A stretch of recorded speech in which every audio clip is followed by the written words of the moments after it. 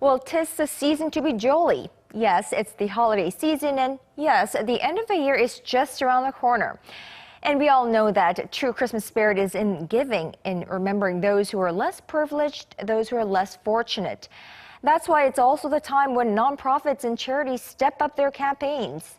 But it's just not the same this year. Signature red kettles aren't as full, and the thermometer of love isn't as warm. Our Lee Jiwon finds out why. This winter, it's not just the temperature that has dropped. There's also been a huge decline in charitable giving. The most visible sign of this is sitting right in the middle of Gwanghwamun Plaza in central Seoul, where the community chest of Korea's so-called Thermometer of Love is set up. The thermometer represents the group's annual fundraising campaign, and the temperature goes up based on the donations received nationwide. This year's target amount is $325 million, and when that's achieved, the thermometer hits 100 degrees. But the 2-month campaign is already halfway over, and as you can see, the thermometer is at just a little below 20 degrees. That's significantly lower than at the same time last year.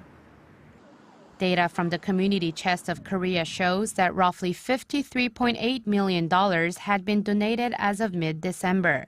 That's a 57% drop from the $125 million raised by the same time last year, when over 40% of the target amount had been raised. So what's frozen people's will to donate? I'm just a student, and it's not easy for me to even get a part-time job, so it's financially hard for me to donate. Some people are unclear about where the funds go, which is one of the reasons why people aren't so active in donating.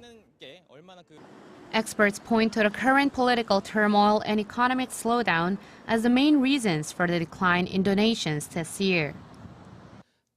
In the short term, the political turmoil is at the center of everyone's interest, so people pay less attention to other activities.